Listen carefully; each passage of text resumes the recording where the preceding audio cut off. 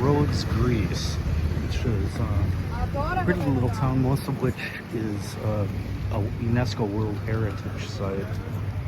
It's got a long history, and we've got quite a few things to see, so we'll be taking a few more pictures. It's was known in the ancient world for the Colossus of Rhodes, which was a gigantic statue that used to stand over the harbor here. It was crumbled by an earthquake in 226 BC. So it's no longer there, though they do talk about putting it back up again. Kind of an interesting looking entrance to the old city here. The wall is very intact here. This partly because this isn't Greek or Roman. This was built in the 15th century, I believe, by the Knights of St. John. And I will try and get a little more information on that later on. Rhodes has typical history, kind of. It was part of ancient Greece, and then it fell under the Roman Empire, and then the Byzantine Empire, and then the Ottomans were here for a while, but I think that was actually after the Knights of St. John. And then it was reunited with Greece, I think after World War I, when the Ottoman Empire fell apart.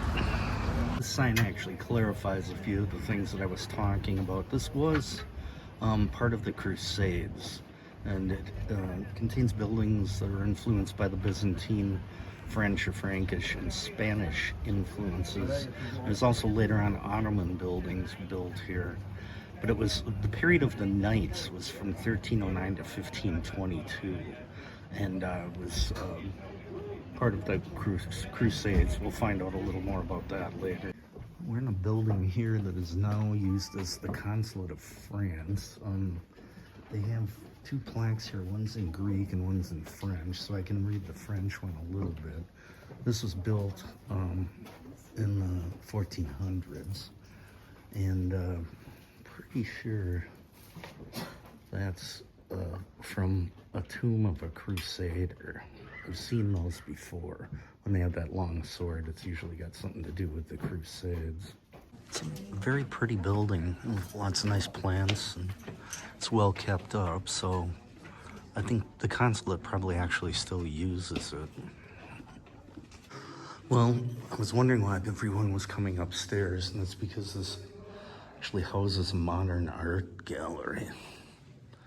So everyone was coming up to have a look at the artwork.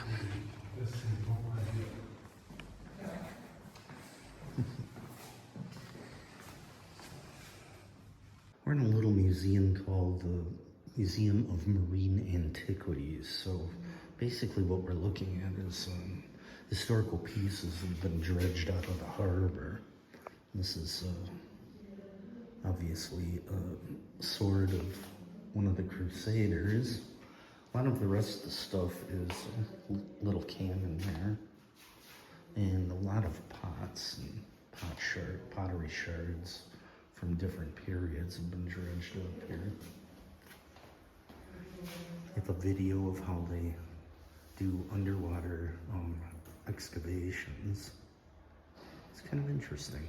Nice little place. Some interesting little streets and stuff. You can see one of the things that's kind of interesting here is the stone roads. Those are all round stones, probably very old, but the main difference that I notice is that up here off of the beaten path, they're not restored. But down in the main part of the city, they've all been put back in and sealed. There's no loose stone, so it's really actually quite a project. Main Street, you can see it a little better. The restored stones are all perfectly intact. So we've been learning a little more about the Knights of the Order of St. John. They were came from all over the place, and they controlled this and built this part of the city from the early 1300s to the early 1500s when the Ottomans took over. They came from all over the place, so they would have special buildings for each different language that some of the knights would speak. There's an Italian building, the French one we saw down there had the little museum in it. This is a Spanish one here, and they all could meet in these buildings and discuss things in their native languages. And this walled city is much bigger than we expected. We've been walking quite a ways. There's still the walls are still quite intact, and there's still a palace from the Palace of the Grand Master, they call it, that you can tour if you want to. We'll see. Come back later. Right now we're going to walk into outside the walls, I should say, into the regular town and have a look at that.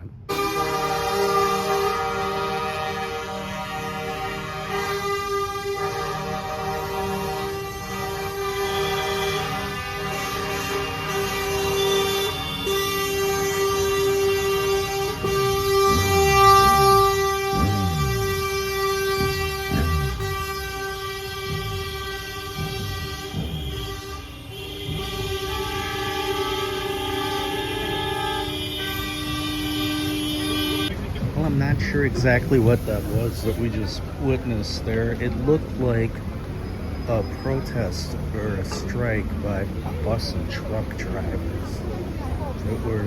It was obviously organized in advance because the police knew where the route was and stopped the traffic. So that was kind of interesting. It was so loud though I couldn't talk yet. Now we walked outside the old city walls and found a little cafe bistro place here for a drink. And then we're gonna go back down around a little bit and we'll go back and see some gardens inside the city wall. The more we walk around here, the more it starts to remind me of Dubrovnik. It's largely intact, full of history, and is getting extremely touristy. But it's a very pretty walled city. A lot inside the walls of the old city. It's become pretty much tourist souvenir shops and restaurants. The food's a little expensive, but you're in a very touristy area. There are a few historical sites in the old thing, but it's pretty much turned into a tourist trap. Pretty little area here in the middle of a square that's just filled with restaurants and souvenir shops. Still, if you look above the restaurants and souvenir shops, you can see the old architecture is still there. It's a blend of Ottoman and what else did they say? A lot of it was built during the period of the Knights of St. John. It's an interesting spot. Might be kind of fun to come and stay here for a while. Just wander around the streets and try the food. It's tourist pricing. I've looked at a number of menus, but it's not like terribly out of line. It's probably fairly competitive in here. The Latin Church of Our Lady of Mercy was built during the 1400s when it was the Knights of St. John over here. It's still fairly well intact. You can see the arches to the rear, and you're pretty much just kind of walking through the middle of the ruins of the church there. And then they built a gate through one of the naves, so you can walk out to the harbor that way. Well, we started our day in Rhodes with one of their famous fountains, the dolphins, out in the bay there.